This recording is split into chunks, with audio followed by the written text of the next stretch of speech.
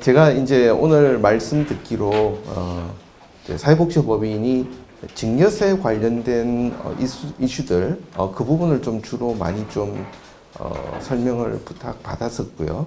그리고 더불어서 올해부터 시작됐던 공익법인 회계 기준에 대해서 간략하게라도 좀 전체 그림만 좀 설명을 드리겠습니다. 그래서 아마 전체적으로 제가 설명드린 내용은 좀 원론적인 말씀을 드리고, 그리고 뒤에 시간이 어느 정도 걸릴지는 모르지만 뒤에서 좀 질문을 받고 그것이 또 어떻게 보면 더 실제적인 도움이 될 것 같아요.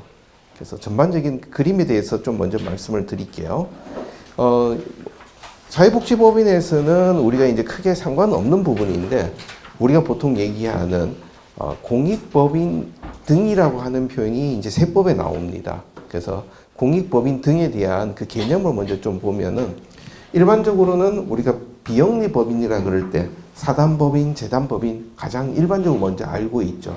그래서 민법에 따라서 설립된 사단법인, 재단법인이 있고, 더불어서 사립학교, 사회복지사업법 아니면 의료법인법 이렇게 해서 특별법에 따라서 만들어진 법인도 우리가 또 비영리법인으로 같이 보고 있죠. 거기에 또 추가적으로 나오는 부분들이 어떤 사회적 협동조합이라든지 좀 독특한 조직이죠. 아니면은 또 전혀 어떤 그 법인격이 없는 조직들, 일반 우리 시민단체라 그러죠. 임의단체로 표현하기도 하고, 그런 단체들도 일반적으로 넓은 의미에서 비영리 법인이 됩니다. 근데 세법에서 얘기하는 공익법인 등이라고 하는 표현은 이런 비영리 조직 중에서 어떤 특정한 요건을 충족하는 조직들이 세법에서 얘기하는 공익법인이 됩니다. 그래서 비영리 법인과 공익법인은 전혀 별개의 개념입니다. 근데 사회복지법인들은 여기 보신 것 같이 이 범주에 자동으로 공익법인 등으로 분류가 되고 있습니다. 그래서 사회복지법인은 별다른 어떤 액션 전혀 없이 그냥 설립 허가만 받아서 설립 등기하면은 이쪽 부분에 따라서 우리가 세법상 여러 혜택을 받게 되죠. 조금 더 이건 아마 우리 미랄에만 해당되는 것이 아니라 전반적인 부분입니다. 일반적으로는 공익법인이 되는 방식이, 하나는 첫 번째가 단체의 사업 목적, 주로 우리 정관에 나와 있죠. 정관에 나와 있는 사업 목적이 공익성이 있다 해서 아예 설립 자체로 공익법인으로 분류되는 것이 있습니다. 대표적인 것이 종교법인들, 아니면 학교, 유치원들, 그리고 나오는 사회복지법인, 그리고 나오는 의료법인, 요 네 가지들은 이제 기본적으로 다 공익법인이 됩니다. 근데 밑에 보면은 한 네 가지는 뭐 설명은 적어놨는데 제가 줄을 쳤었죠. 여기는 현재까지는 공익법인으로 자동으로 인정되는 법인들입니다. 그런데 원래 2018년 3월 달에 세법이 바뀌면서 이 법인들은 앞으로는 지정을 별도로 받아야 됩니다. 그래서 여기는 자동으로 인정은 안 되는 조직이다 이렇게 되는데, 뭐 미랄은 여기하고 상관없으니까 변동은 없다. 그리고 그 다음 부분이 이제 여기 나오는 시민단체들 아니면 법인들인 경우에 여기 지정기부금 단체로 지정받는 경우들, 일반적인 경우들이죠. 결국 여기 나와 있는 일반 비영리 예술 문화 이쪽들도 2013년 이후부터는 이 방식으로 가야 된다는 얘기입니다. 그리고 기부금품 모집 등록한 건에 대한 것도 우리 지정기부금으로 인정해주고 있으니까 같은 개념을 볼 수 있습니다. 그래서 뭐 지금 두 가지 설명드린 것은 미랄에 직접 관련된 것이 아니라 전반적인 흐름에 대해서 좀 설명을 드렸던 부분입니다. 공익법인 관련돼서 우리가 이 여러 가지 이제 나오는 사안들을 공부할 때 가장 중요한 개념이 이 용어적인 개념 구분을 안 하기 때문에 현장에서 참 어려운 경우들이 많이 생깁니다. 그래서 일단 먼저 용어를 좀 구분해 보면은 우리가 보통 얘기하는 출연, 증여, 기부, 후원, 제가 다녀보면 참 용어들도 참 잘 만들어냅니다. 정말 여러 가지 용어들이 있습니다. 그런데 이 두 가지를 나누는 구분의 큰 기준은 이것이 자발적으로 내는 거냐. 자, 우리 그냥 뭐 여기 너무 이제 복잡하잖아요. 일반적으로 어떤 일반적인 시민들, 어떤 사람들이 살아갈 때 이때 나타나는 여러 가지 법률 관계는 민법에서 가장 기본적으로 결정이 됩니다. 근데 민법에서 일반적으로는 계약이라 해서 뭐 매매가 되고 임대가 되고 이렇게 이제 주고받는 계약인데, 증여라고 하는 거는 한쪽에서 다른 쪽에 아무런 대가 없이 일방에서 무상으로 주는 것을 우리가 민법에서 증여라고 합니다. 그래서 이 민법 개념에서 증여의 특징은 일방이 상대방에 무상으로 주고 자발적인 거다. 그러니까 어떤 의무다 이게 아니라. 그러다 보니까 이런 경우가 우리 보통 증여가 되죠. 보통 우리가 보는 부모가 자식에게 돈을 뭐 결혼하면서 뭐 별로 좋은 건 아닌 것 같지만 많이 하는 집을 사줬다. 그럼 이게 보통 증여가 됩니다. 근데 이런 증여에 대한 문제를 관리하는 것이 증여세가 되죠. 그래서 우리가 지금 모든 이 얘기들, 기부받고 이런 부분들이 기본적으로는 민법상의 증여가 되니까 기본적으로 증여세를 부담해야 되는데, 근데 세법에서 보니까 이러이런 공익적인 성격이 있는 데는 증여세를 비과세해 주겠다. 그러니까 그 규정이 지금 우리가 얘기하는 이 내용들입니다. 그래서 여기에서 우리가 이제 꼭 먼저 봐야 될 거는 용어는 하나도 중요한 것이 아닙니다. 용어는 이런 용어가 됐던 저런 명칭이 됐던 중요한 것이 아니라 자발적인 의사로 반대급부 없이 내는 것이냐 아니냐, 이것이 우리가 말하는 증여 후원금이 됩니다. 밑에 나오는 회비라고 하는 것은 여기가 자발적이라면 회비는 어떤 구성원으로 됐든지 뭐 어떤 이유가 됐든지 의무적으로 부담하는 것이 분담금에 대한 성격의 회비가 됩니다. 그래서 동창회 갈 때도 동창회 회비, 협회도 회비를 내게 되죠. 어디든지 우리가 회비라고 하는 것은 단체의 운영비를 충당할 목적으로 의무적으로 내는 부담이 되는데, 제가 질문을 한번 해보겠습니다. 후원금과 회비를 섞는 후원 회비는 어디에 해당될까요? 실제로 단체에서 후원 회비라는 용어를 쓰기도 합니다. 근데 거기는 여러 가지 고민 속에서 후원 회비를 썼습니다. 왜? 후원금 받으니까 기부금 등록을 해야 돼요. 그거 등록은 하기 싫고, 그러면 회비라고 해야 되니까, 그러니까 받는 거는 후원금 성격인데 명칭은 회비라는 용어를 써서 후원 회비, 이래서 우리는 기부금 등록 아니다라고 얘기하고 가는 경우들이 가끔 있습니다. 그런데 그러더라도 그 후원 회비가 의무적이냐 자발적이냐, 이 두 가지 구분 기준으로 보게 됩니다. 그래서 후원 회비라 하더라도 명칭이 회비가 있지만 본인이 자발적으로 내는 거라면 그거는 후원금에 해당이 됩니다. 그래서 이 두 가지 구분 기준을 우리가 분명히 가지고 가셔야 되고요. 왜냐하면 이것을 고민 안 하게 되면은 나중에 우리가 출연재산 관리하는 부분, 또 결산 공시하는 부분, 이런 부분에서 뭐를 넣고 뭐를 뺄 거냐가 상당히 차이가 많이 나오게 되죠. 밑에 나오는 거, 자, 요 위에 있는 후원금 증여 회비는 일반적으로 말하는 사적 법률 관계, 그러니까 공공 성격이 없는 겁니다. 민법이라는 사법에 따라서 나온 얘기죠. 근데 보조금이라고 하는 거는 여기 이제 제가 적어 놨는데, 국가가 국가위회자, 여기는 지방자치단체까지 포함해서 국가나 지방자치단체 이회자에게 행정행위의 일환으로 재정상 원주하는 금액. 이거는 이제 법에 나와 있는 용어를 제가 그대로 쓴 겁니다. 그러니까 다른 말로 국가가 할 일을 어떤 사람이 대신하도록 돈을 지원해 준 것이 보조금이 됩니다. 그러다 보니까 이 경우는 이거는 위에서 말하는 사법이 아니라 공적인 활동이기 때문에 증여의 개념이 아니라 보조금이라고 전혀 별개로 봅니다. 그래서 다른 말로 여러분들이 국가에서 주는 보조금 받은 것, 그것도 따지면 기부, 증여, 후원금하고 똑같은 건데 국가에 대가는 기부금 영수증 발급 안 하시죠. 아직도 해본 사람 저는 못 봤다고 봤습니다. 지자체도 마찬가지입니다. 그래서 우리의 큰 개념은 국가나 공공기관에서 나온 보조금, 그 다음에 우리가 일방적으로 받는 후원금, 기부금, 그리고 의무적으로 들어오는 회비, 이 세 가지 그룹의 개념은 여러분 반드시 구분하셔야 이 뒷얘기들이 정리가 가능해지게 됩니다. 그 다음에 또 이제 그 봐야 될 개념인데 공익법인 이제 이 부분은 이제 앞으로는 별 의미가 없어질 것 같은데요.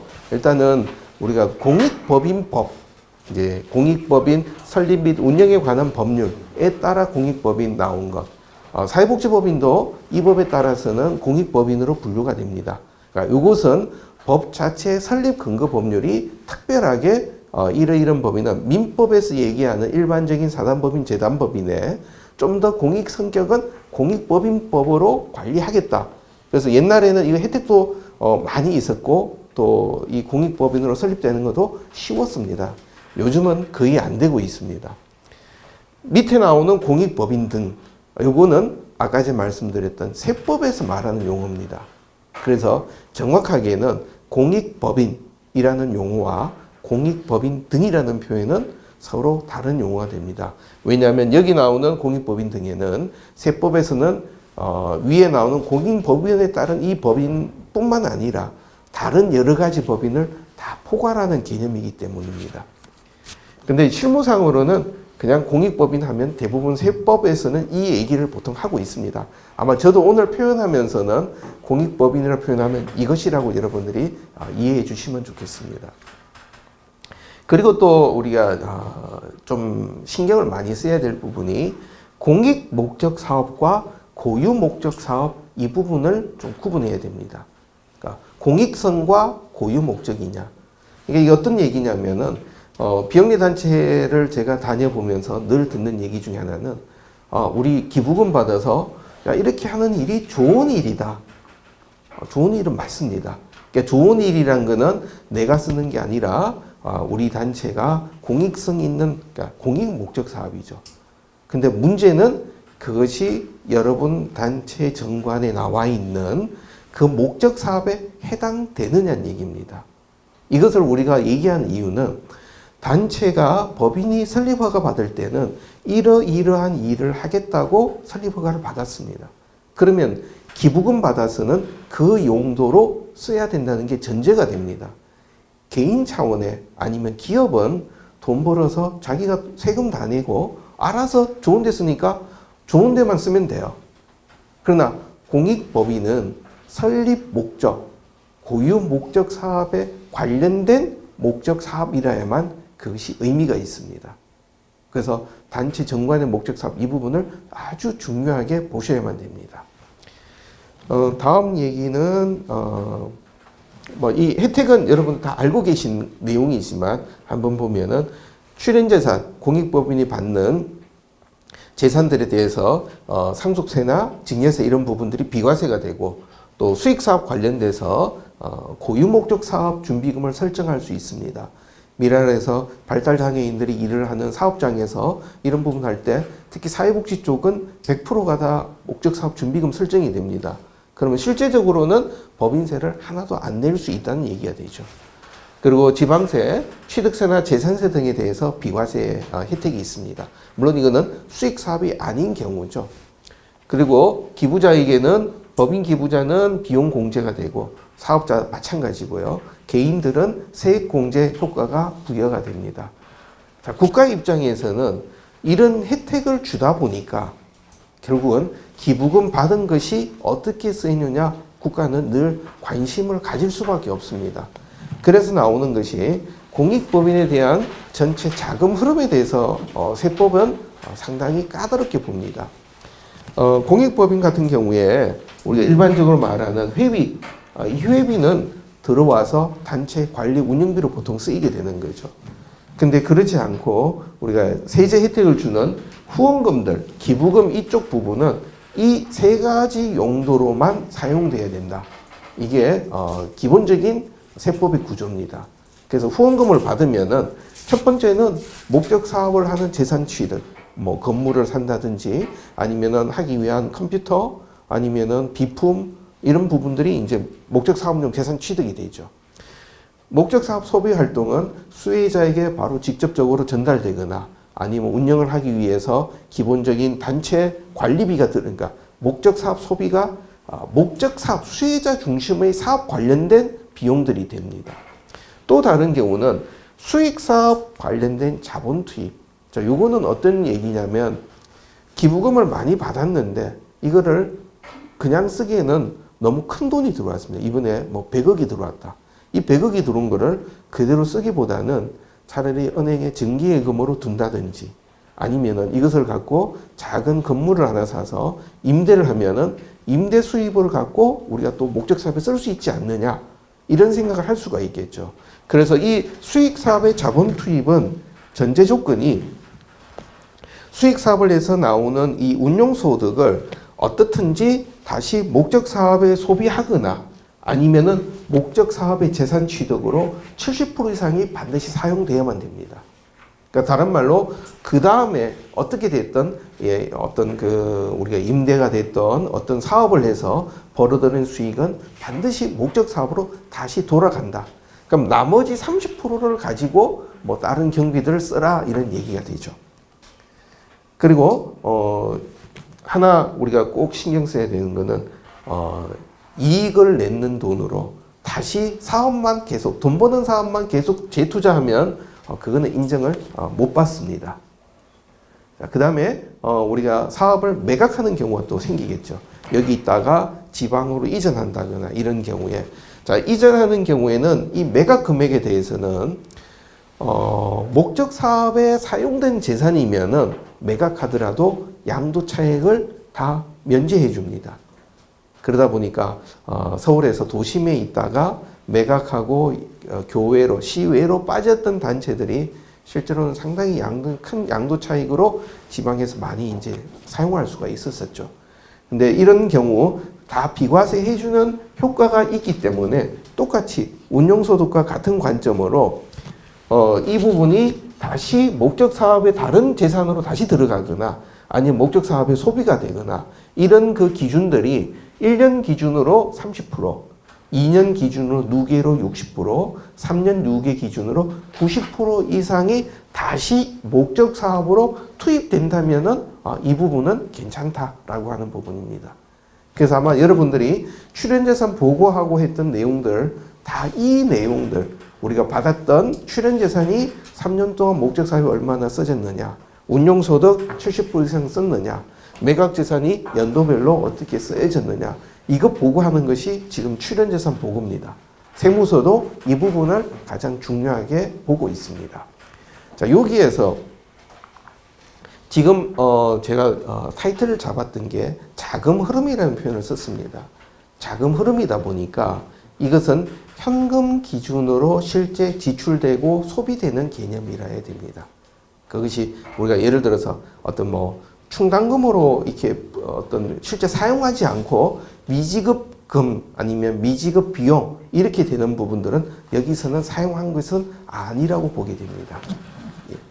자, 이 그림 아마 이 그림만 여러분들이 그림 머릿속에 정확하면은 공익법인의 재산 관리는 뭐 거의 끝났다라고 보셔도 됩니다. 그 다음에는 구체적인 사례가 어떻게 나올 거냐 하는 부분이 이제 고민할 부분이 되겠죠.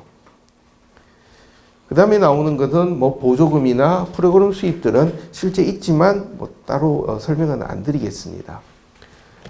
공익 목적 사업이라고 하는 부분, 이 부분에 대한 거 앞에서 그러면 아까 이제 우리가 목적 사업에 사용한다 그럴 때 세법에서는 직접 공익 목적이라는 표현을 씁니다. 그러면은 직접 공익 목적 사업으로 사용되는 그 경우 예시된 것은 정관에서 얘기하는 고유 목적 사업, 뭐 당연하겠죠. 이 부분은 또 고유 목적 사업을 수행하는 담당자들의 인건비. 예를 들어서 사회복지 쪽에서는 시설에서 일하시는 분들의 인건비는 고유 목적 사업비가 된다는 얘기죠. 공익 목적 사업비가. 또 고유 목적 사업 수행에 필요한 재산을 취득하는 경우 이런 부분들도 다 우리 목적 사업이 됩니다.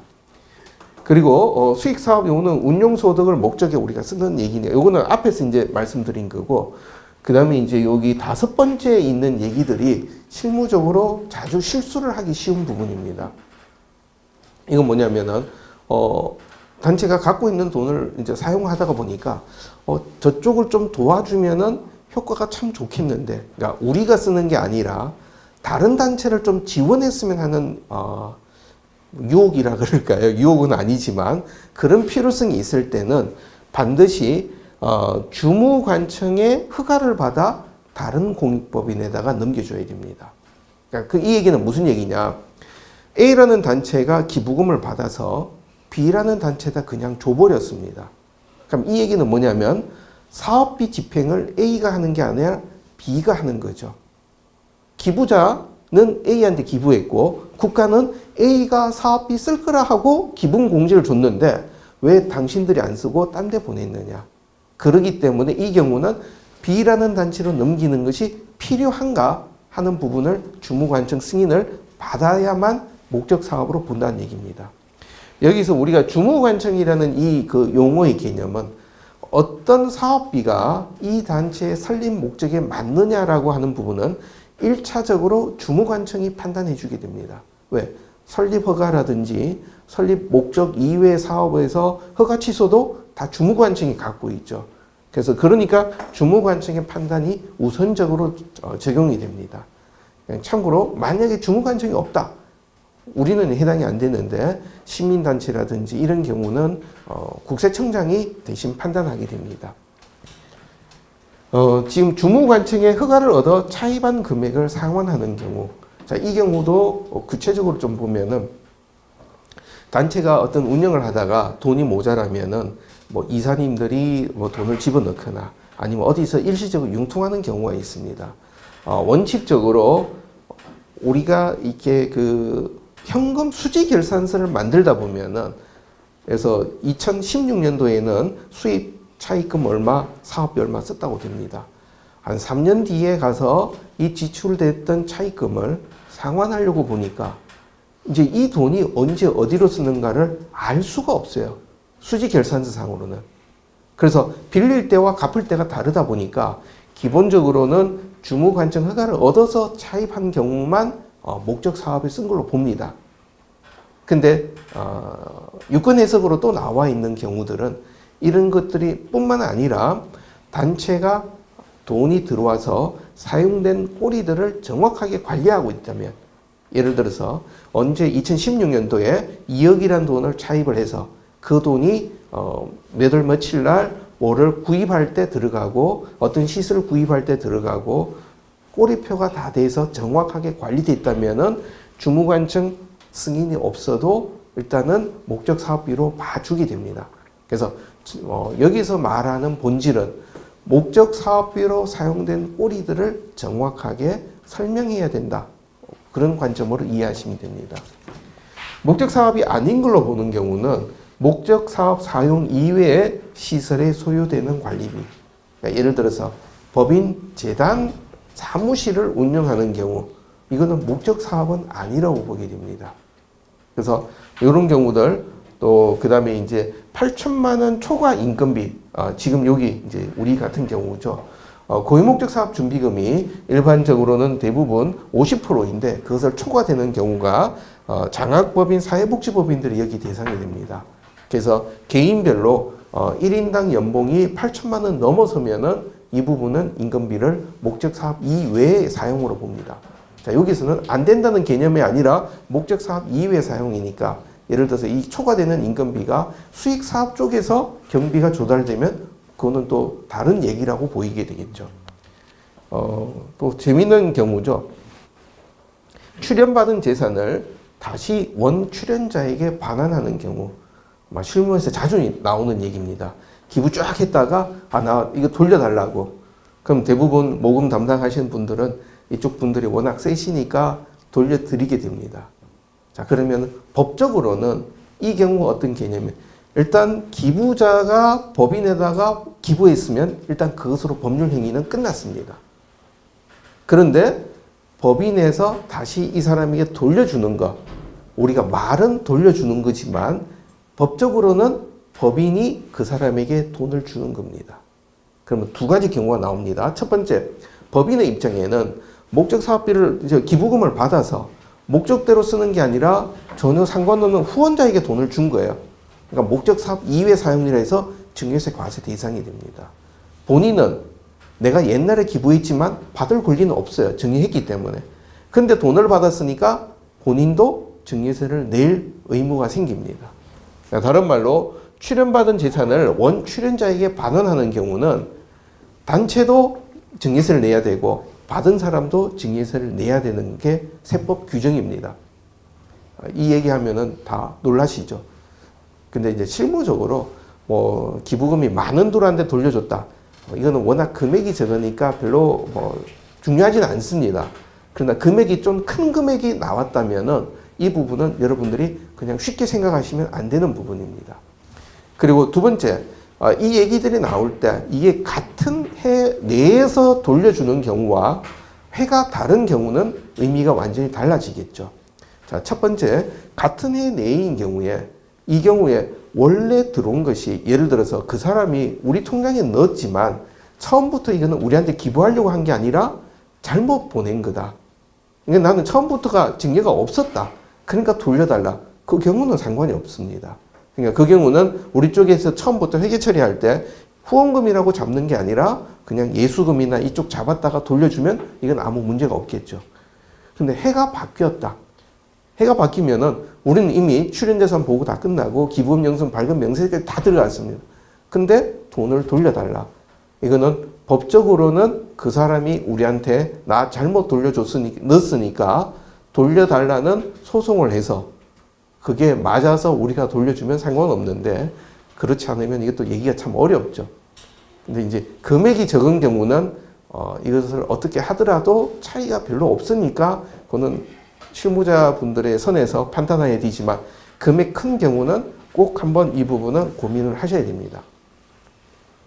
네 번째 나온 거는 출연자 등이 사용 수익하게 하는 경우. 그러니까 예를 들어서 어떤 기부자가 건물을 기부했는데 그 건물의 일정한 면적을 무상으로 사용하게 한다. 이거는 기부금 혜택은 받고 그 사람이 쓰는 거니까 잘못된 거죠. 이 경우도 안 되는 경우입니다. 그리고 수익 사업에 사용한 재산의 운용 수익으로 다시 수익용 사업 재산에 취득하는 경우, 이건 앞에서 이것은 아니라고 말씀드린 부분이니까 이 얘기는 그냥 넘어가겠습니다. 그래서 우리가 이 기부금을 받으면은 받은 날로부터 3년 이내에 전부를 목적 사업에 반드시 사용해야만 됩니다. 여기서 말하는 3년이라는 것은 회계 기간의 개념이 아니라 출연일 기준입니다. 그러니까 다른 말로 지금 2018년이니까 2015년 9월 오늘 27일인가요? 9월 27일 날 이전에 받았던 기부금은 다 사용되고 우리는 안 갖고 있어야 된다는 얘기입니다. 그러면 여기서 또 하나 예를 들어서 기부금을 받아서 보통예금에 갖고 있으면 이건 어떻게 되냐? 보통예금 갖고 있으면은 이거는 단순하게 우리가 현금을 보관하는 거기 때문에 목적 사업에 사용한 것도 아니고 목적 사업에 사용 안 한 것도 아니고 그냥 모든 판단을 그냥 유보하고 있는 겁니다. 그래서 보통예금은 보통금 넣어둔 기간이 3년이 되면 그때 문제가 됩니다. 그래서 단체들이 그 보면은 용도별로 통장을 따로 운영하시는 경우가 있습니다. 요거는 어떤 용도, 그래서 거기 이제 기부금이 계속 들어오고 특히 이제 어떤 경우는 어떤 회관을 설립한다든지 이렇게 기금을 모금하다 보면은 용도별로 거기에 그냥 보통금을 계속 넣어두는 경우 있습니다. 그러다가 이것이 3년 동안 우리가 사업 진행을 못하면은 이 경우는 여기서 말하는 3년 내에 사용 안 한 게 돼버립니다. 혹시나 그런 경우가 생기면은 자 그러면 이제 많이 나오는 질문 중에 하나가 그러면은 보통예금을 정기예금으로 넣어두면 어떠냐? 자 정기예금이라고 할 때 우리가 정기예금을 들어가는 이유는 돈을 넣어두고 이자를 얻으려고 하는 목적이죠. 그래서 그 이자 갖고 목적 사업에 쓰겠다는 얘기입니다. 그러면 예를 들어서 기금을 어떤 우리가 모금하기 위해서 그것이 2년, 3년 넘어간다 그러면 보통예금을 계속 쌓아두지 마시고 한 1년 모아서 그 돈을 정기예금으로 넣어두시면 만기가 6개월 이상이 되면 이것은 이자를 목적으로 하는 예금이다. 그래서 이 얘기로 보는 거죠. 수익 사업에 쓰이는 수익용 재산 취득이라고 보니까 그렇게 여러분들이 자금을 운용하시면 이 세법 문제에서는 좀 안전하게 넘어갈 수 있습니다. 그리고 밑에 나온 얘기, 기부금이 들어왔는데 돈을 쓰다 보니까 도저히 3년 내에 목적 사업에 사용 못할 경우가 있습니다. 그것은 어떤 법적인 제재라든지 아니면은 뭐 예를 들어서 건축을 하는데 가다 보니까 갑자기 이상한 것이 나와서 아니면 주민들 민원이 막 생겨가지고 계속 이제 논란이 좀 되고 있다. 이러면은 그 경우는 주무부처 장관한테 우리 이렇게 하려고 했는데 이러이런 이유 때문에 지금 사업대로 사용 못하고 있다. 그래서 이런 요건들이 해제가 되면 아니면 언제부터 우리 다시 쓸 수 있겠다. 허가해달라 하는 부분을 해서 주무부처 장관이 인정해주면은 이때부터는 3년이라는 요건이 연장이 됩니다. 그래서 해소된 때로부터 다시 3년으로 이제 보게 됩니다. 근데 이제 실무적으로 세법은 주무부처 장관의 인정이라는 이런 용어가 되어 있는데 실제 주무부처는 이런 규정이 있다는 것도 몰라요. 현장에서 가면은 그런 걸 왜 우리가 해줘야 돼? 그래서 그런 경우는 아마 여러분들이 공문을 만들어서 보내시면서 이렇게 해달라고 어떻게 보면은 주무부처 담당자를 좀 교육하시면서 이게 진행이 돼야 이게 좀 진행이 됩니다. 그러지 않으면은 이거 뭐 공문 양식도 없는데 서로가 이거 어떻게 해야 돼요 하고 물으면 서로가 이제 난감해하면 답답한 거는 여러분입니다. 문제가 터져버리니까. 예. 그래서 이런 얘기들 좀 사례들로 나온 것들 쭉 한번 좀 보게 되면은 뭐 후원금 반환한 거 이런 얘기 있었고 그다음에 모금 사업비가 이제 실제적으로 많은 문제가 되고 있습니다. 근데 이제 미랄 같은 경우는 실제로 모금 사업 모금 단체가 아니다 보니까 미랄에서 지출하는 모금 사업비는 직접 공익 목적 사업에는 해당이 안 됩니다. 특히 올해 같은 경우부터 공익법인 회계 기준이 들어가면서 그 성질 기능이 달라지기 때문에 이 부분들은 앞으로 상당히 좀 중요한 이슈가 될 부분입니다. 그리고 출연받은 재산을 다른 공익법인에게 출연하는 경우 제가 표현은 그냥 이렇게 쉽게 썼는데 우리가 다른 법인에게 돈을 보내는 경우는 한마디로 그냥 쉽게 할 게 아니라 예를 들어서 어떤 법인이 어떤 사업하는데 돈이 필요하다고 그냥 보내는 경우 그 경우가 우리가 쉽게 이야기하는 타법인에 그냥 출연하는 부분입니다. 근데 그러지 않고 여러 단체 복지법인들이 여럿이 모여서 공동으로 어떤 사업을 진행하고 발생된 경비는 뭐 n분의 1로 나눈다 아니면은 후원금 규모별로 배분해서 부담하자. 그러니까 이 얘기는 다른 법인에게 돈을 줬지만 실제는 공동사업 진행이니까 이 경우는 타법인 출연이 아닌 게 됩니다. 이 경우는 문제없이 우리 목적 사업이라고 볼 수 있는 부분이 됩니다. 그리고 혹시나 제가 미랄에서 해외 쪽으로 송금하는 경우들이 있나 해외 사업. 자, 해외 사업으로 나가는 경우, 해외 사업 나가는 경우는 타법인 출연과 외국한 거래 기준 두 가지가 다 우리가 고민을 해야 되는 부분입니다. 자, 첫 번째 타법인 출연 경우는 해외 법인은 우리가 현지에 자회사를 만드는 경우는 아닙니다. 그러니까 기업인 경우는 주식회사인 경우는 현지 자회사 서브시디어리라고 하는 그 현지 법인 만들 수도 있고 브랜치를 만들 수도 있습니다. 그 중에서 현지 법인은 전혀 별개의 법인격입니다. 우리와 다른 현지 법인이 되고 브랜치로 간 경우 지점만 우리와 동일한 조직이죠. 그러면 동일하게 지금 비영리 법인들도 해외에 많은 법인들을 만들어 진출하고 있습니다. 근데 우리가 만드는 법인의 브랜치로 나가기보다는 현지 법에 따른 공익법인으로 별도로 나왔다면 이름은 똑같은 이름이지만 전혀 다른 법인이죠. 이 경우에 우리가 보내는 것은 타법인 출연에 해당이 돼버리게 됩니다. 그래서 이 문제는 이 부분이 문제가 없으려면 여전히 주무부처 승인을 받아야 되게 되고 그 다음에 두 번째 외국한 거래 규정에서 규정은 UN 산하기구에게 보낼 때는 그냥 우리가 보낼 수 있습니다. 그런데 우리 그쪽 법인에 보낸 경우는 UN 산하기구가 아니다 보니까 여전히 타법인에 대한 출연에 대한 이 부분 주무부처 승인 사항입니다. 그래서 세법이나 외국한 거래기 중에서도 안전하게 넘어가려면은 주무부처 승인이 필수적으로 필요한 부분입니다. 근데 많은 그 해외 개발 업체, 단체들이 이런 절차 안 하고 그냥 해외 구호 자금 대충 은행에 쓰고 보통 많이 넘어가고 있습니다. 근데 이 부분은 실정법으로는 따지기 시작하면 상당히 힘든 부분이 됩니다. 그리고 이사에게 지급하는 거마비, 경조사비, 판공비, 이거 대부분 이사회의 하시면 차비로 이렇게 거마비 드릴 때 이 부분은 공익 목적 사업비가 아니고 일반 관리비가 됩니다. 그리고 접대비 지출 당연하게 인정 안 되겠죠. 차입금 상환 앞에서 이제 한 말씀을 드렸고요. 그리고 출연금을 요구불 예금으로 계속 예치하는 경우 앞에서 한 말씀드렸는데 하여튼 이것이 계속 꼬리표가 남아 있다면은 정기예금으로 돌려주시는 것이 필요하다. 내부 임직원 주택 구입 자금으로 대여하는 경우 참 들을 때마다 저도 마음이 아픈 부분입니다. 예를 들어서 단체에서 지방에서 오는 친구들 어디서 여기서 뭐 방을 얻는데 좀 뭐 빌려줬다.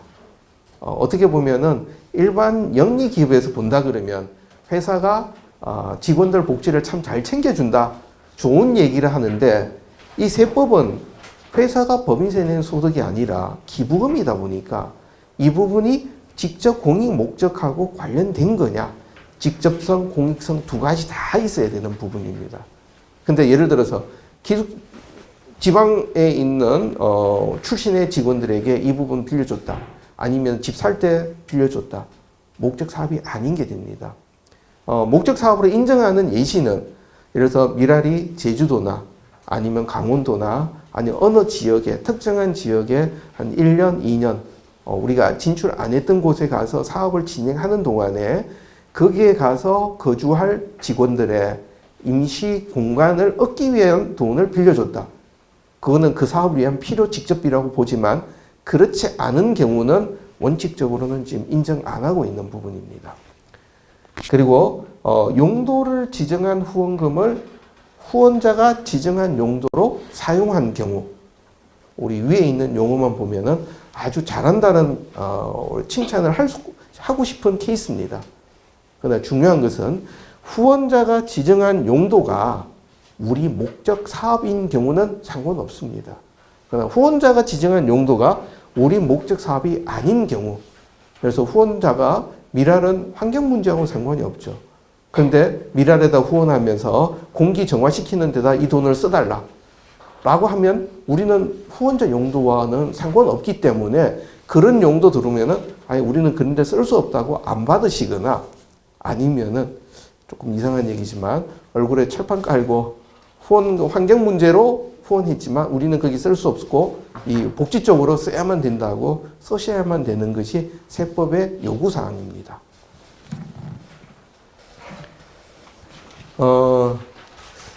운용소득으로 조건부 출연하는 경우 아니면 조건 불성취로 반환받은 금전.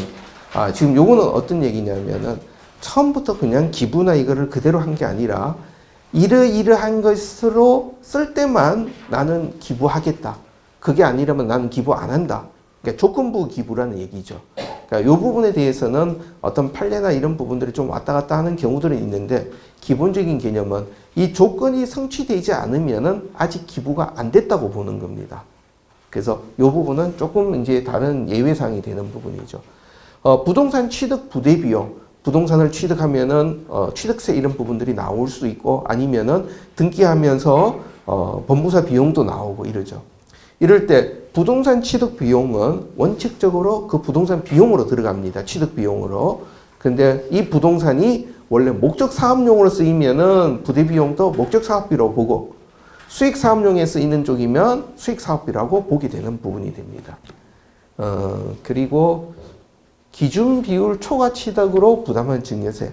요거는 우리 주식을 취득했을 때입니다. 그러니까 저희 주식 갖고 있나요? 예. 그러면 주식 갖고 있는 경우 이제 어떤 사람이 이제 대부분 중소기업 하시는 부분들 주로 나옵니다. 나 이거 자식들에게 안 주고 사회에 환원하겠다고 주식을 이제 재단에다가 기부했다. 그러면 재단에서는 좋으니까 받았지만 그 회사 지분율 5%가 넘으면은 증여세가 이제 추징이 되죠. 그렇게 됐을 때 그 증여세 추징된 것은 이거는 목적 사업 쓴 것도 아니고 목적 사업 아닌 것도 아닙니다. 그러니까 판단을 그냥 유보하고 그 돈은 그냥 그대로 일반 관리비 쪽에서 나가야 되는 부분이 됩니다. 그리고 요 얘기는 가끔 이제 예유 자금을 갖고 주식을 단기 매매하는 경우도 있습니다. 다녀보면 참 케이스들이 다양하게 나옵니다. 현금이 있는데 어떤 분이 이사분들 중에 펀드라든지 투자 신탁 운용하시는 분이 계세요. 그런 분들이 이거를 왜 이 보통 예금에 아니면 이 2% 되는 정기예금에 이렇게 묶어두느냐, 내가 운용해 줄게 하면서 주식을 막 사고 팝니다. 이것은 우리가 말하는 수익용 재산이 아닌 게 됩니다. 그냥 보통 예금에 있는 것과 동일한 부분이어서 우리가 잘못하면은 이거 주식 투자니까 수익 사업 나오니까 수익 사업이라고 생각하시는데 그 수익 사업은 투자 운용 사업만 수익 사업이 되는 거죠. 그래서 이 부분은 좀 특이한 개념이다라고 보시면 되겠고요. 그 다음에 대여 기간을 6개월 이상으로 대여하는 경우 케이스도 참 다양하게 많이 나오죠. 앞에서 제가 말씀드릴 때 정기 예금으로 6개월 이상이 있으면은 이거는 수익용 재산이다. 그럼 뭐 똑같은 이자인데 대여금은 그러니까 예를 들어서 우리가 은행에 넣어두니까 이거 3%밖에 이자 안 주는데 어떤 사람 뭐 아는 사람 또 아주 잘 신용도도 좋은데 그분 아니면 그 회사에게 돈을 빌려주고 우리는 한 4% 하면 그 사람은 대출 이자도 적고 우리는 이자도 많고 이 경우는 수익 사업이 아닙니다. 그러니까 여기서 말하는 수익 사업이라는 것은 단체가 대금업, 그러니까 돈을 빌려주는 사업을 하는 데라면은 이 얘기는 되는데 대부분 단체가 돈 빌려주는 것을 주업으로 하는 거 아니다 보니까 이것은 수익 사업이 아니라고 보게 됩니다. 그래서 대여금도 단체가 사용하면 안 되는 부분이고 한 걸음 더 나아가서 이 대여금을 쓰게 되면 이것은 목적 사업 이외 사용으로 돼서 바로 증여세 추징 대상이 되어버립니다. 그래서 사회적 기업 아니면은 자활조직 이쪽 부분들을 키우려고 거기에다가 자금을 일부 대여한다. 그것이 사업 목적인 경우는 괜찮습니다. 그러나 일반적인 복지에서는 전혀 해당 사항이 없습니다. 단체 운영비 조달은 어느 재원에서 할 수 있느냐? 실제 그 사회복지법인은 솔직히 저는 참 지금 깝깝한 상황입니다. 왜? 일반 사단법인은 아까 제가 말씀드렸던 회비라는 의무 분담금이 있으니까 단체 운영비는 회비에서 하면 된다. 재단은 재산 운용 수익에서 나오는 금액 중에 70% 쓰고 30%는 운영비로 쓸 수 있습니다. 근데 사회복지법인은 돈 나올 데가 없어요. 왜냐하면 사회복지법인에 회비가 없잖아요. 회원이라는 개념이. 그렇다고 사회복지법인들이 재단으로 돼서 많이 움직인 경우도 없다 보니까 이 사회복지법인의 운영비 구조는 현재는 지금 답이 없습니다. 현재는. 이 세법 규정이 뭔가 바뀌어야 되는 상황입니다. 앞에서 이렇게 무책임한 강의를 해서 제가 죄송합니다. 이제 운용소득 얘기입니다. 운용소득은 이제 있으면서 어떤 매장을 운영한다든지, 이런 부분에서 나오는 것들은, 여기에서 나오는 운용소득의 70% 이상을 사용해야 되죠. 근데 지금 여기에서 우리가 하나 고민해야 될 부분이 있습니다. 여기에서는 70% 이상인데 아마 법인세법 신고하실 때 보면은 고유목적 사업 준비금을 100%로 설정하실 겁니다. 그러면 결국은 100% 다 써야 되는 거 아니냐? 여기서 말하는 70%는 직접 공인 목적 사업, 그러니까 목적 사업비로 70% 이상 써야 되고 고유목적 사업비에서 나오는 100%는 일반 관리비까지 포함한 개념입니다. 그러니까 다시 정리하면은 고유목적 사업 준비금 여기서 나온 수익금의 70% 이상은 사업비로만 쓰고 30% 안에서 관리비로 써도 된다라는 규정으로 이 전체 이해하시면 되겠습니다. 그리고 여기 거는 이제 사용 안 하면은 뭐 사용 안 한 금액만큼 가산세 또 증여세 매기겠다는 얘기니까 뭐 미랄에서 다 잘 하고 계실 거라고 생각하고 이 부분은 그냥 넘어가겠습니다. 예. 그리고 예. 나머지 법인세 관련된 거는 제가 넘어가겠습니다.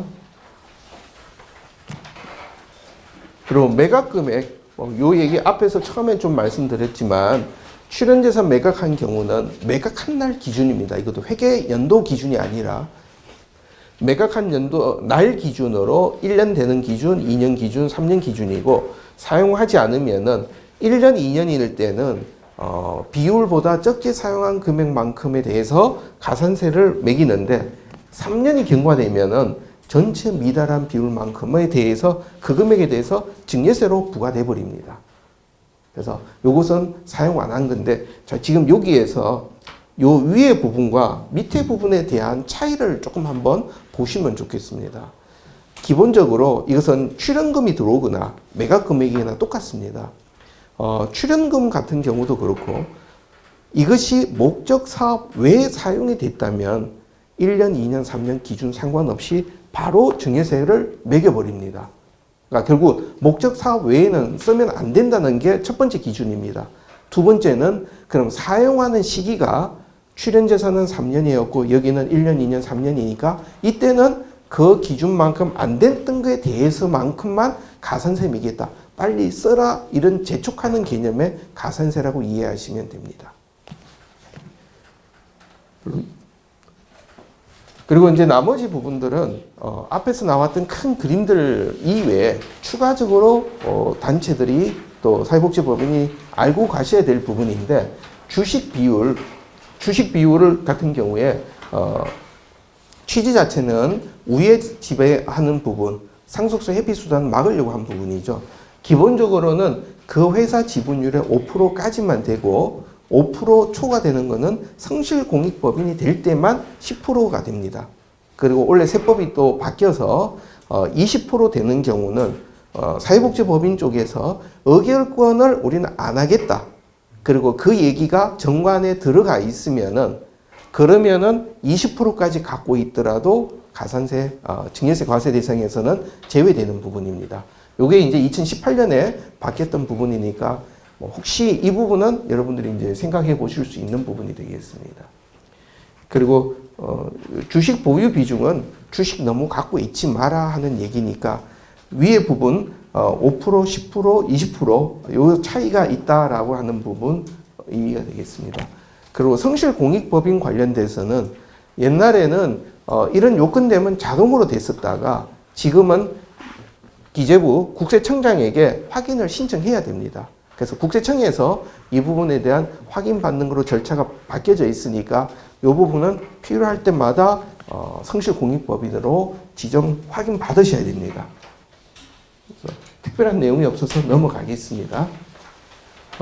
그리고 출연자 등이 이사로 취임하는 경우 출연자 또는 특수관계인이 이사의 5분의 1 초과해서 임직원이 되면은 여기서 말하는 이 사람과 관련된 직간접 경비, 직간접 경비라 그러면은 직접이라면 그 사람의 인건비 이런 부분들이 해당이 되겠고 간접 경비라면 그 사람이 사용하는 어떤 공간, 면적에 대한 임차료, 사용료 이런 부분들이 이제 해당이 되겠죠. 그리고 특정 기업의 광고 금지는 출연자에게서 뭔가 우리가 이제 들어왔는데 후원자죠. 후원자에서 우리한테 기부했는데 우리가 막 그 단체 홍보를 대신해 준다. 그러면 이거는 기부금이 아니라 홍보비를 받았다고 보는 거죠. 그래서 그 경우는 증여세 대상인데 그렇지 않고 단순하게 우리가 어떤 행사하면서 기부금 받았다. 그럼 이 행사에 어떤 회사가 협찬했다. 그 정도는 괜찮습니다. 그래서 우리 후원자가 누구다. 이거는 괜찮은데 그 회사의 상품이라든지 구체적인 어떤 이 영업 활동을 얘기하는 거는 그것은 여기에 걸리게 됩니다. 그리고 자기 내부 거래, 앞에서 말씀드렸지만 출연한 사람의 특수관계에 어떤 무상으로 주거나 염가로 주거나 혜택하는 것은 기본적으로 인정 안 하겠다는 취지입니다. 그러니까 어떻게 생각하면은 단체가 하는 일이 출연자와 어떤 특별한 관계가 있다고 해서 뭔가 혜택을 주는 게 아니라 일반 제3자와 동일한 관점으로만 하면 괜찮다. 이렇게 기준 보시면 됩니다. 그리고 이것은 받는 사람에 대해서 예외적으로 차별을 하는 경우 이 경우인데 이 경우 갖고 문제된 경우는 제가 아직 보지는 못했습니다. 그리고 해산할 때 지켜야 되는 거는 정관의 자녀재산 국가라든지 동일한 목적 다른 법인에 기부한다는 얘기가 있어야 되죠. 이런 얘기들은 기본적으로 있는 부분이고, 그 다음에 장부 작성 비칙, 요거는 주로 이제 복식부기 방식으로 들어가는 부분이니까 아마 다 하고 계신 걸로 제가 알고 있습니다. 그 다음에 전용계좌 개설 사용 의무, 이것 때문에 지금 한 3, 4년 동안 단체들 엄청 지금 국세청으로부터 많이 고생하고 있었습니다. 그래서 이거는 어떤 그 문서로 제출하거나 아니면 홈택스로 신고하시면 되고요. 그리고 지금 원래 개정안 나온 거 중에서는 지금까지 못했는 거 한번 경과 규정으로 이번에 좀 유예시켜주는 규정은 있습니다. 그래서 아마 지금 미랄은 이미 이제 법인 설립돼서 계속 오던 중이니까 신규가 발생되면 계속 신고하시는 절차가 필요합니다. 여기서 들어가는 이 전용계좌는 목적 사업용이니까 수익 사업 쪽은 안 하셨어도 문제는 안 되는 부분입니다. 그리고 요거는 옛날에 했던 문서 서식으로 여기서 써서 계좌번호 적어서 우편으로 발송하거나 아니면은 홈택스로 전자 신고하시면 되죠. 그리고 세무 확인, 외부 전문가 세무 확인 받는데 이 부분은 아마 지금 외부 감사 받거나 안 받거나 지금 세무 확인 다 지금 받으셔야 되는 상황이죠. 그래서 자산 시가총액 5억 원 이상이거나 수익 금액 3억 원 이상일 때, 근데 여기서 말하는 수익 금액이 보조금은 제외한 수익 금액입니다. 그래서 앞에서 얘기했던 보조금 빠지고, 예. 그리고 뭐 이 내용들은 회계감사의 성격이 아니라 세법에서 얘기하는 이 규정들, 출연재산 사용 관리들을 제대로 했느냐 하는 부분에 대한 확인의 얘기가 되고, 외부감사는 100억 이상이니까 지금 저희 외부감사 받고 계신 걸로 제가 알고 있습니다.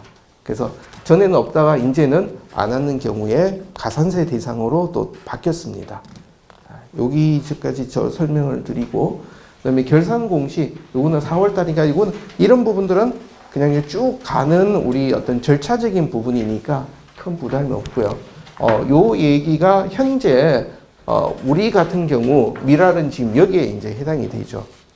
여기에 해당이 되니까 시기적으로 보면은 1월 달에 개인 후원자 기부금 내역 우리가 한번 올려주고 3월 31일 날 출연재산 보고와 결산 보고서 같이 제출하고, 그리고 그 세무 확인 외부 감사 4월 달에 결산 공시 6월 달에 기부금 영수증 발급 명세서 보고하는 절차 하게 되면은, 그러면은 앞에서 얘기 나왔던 상정법 따라서 출연재산 사용 제대로 하시고 요 보고만 들어가면은 뭐 세무서하고는 특별한 이슈는 안 생기는 부분이 됩니다.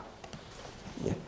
그리고 보고서 제출하는 거, 기부자 발급 명세서 아마 이것도 다 컴퓨터로 지금 하고 계실 겁니다. 그래서 모금 관리, 후원금 관리 쪽에서 나오는 부분이고, 이 부분이 6월 달에 이렇게 이제 신고가 한번 들어가게 되죠. 그래서 뭐 요 얘기들이 이제 제가 전체적인 출연재산 관리에 있어서 증여세 관련된 이슈가 있는 부분들 좀 설명을 드린 부분입니다.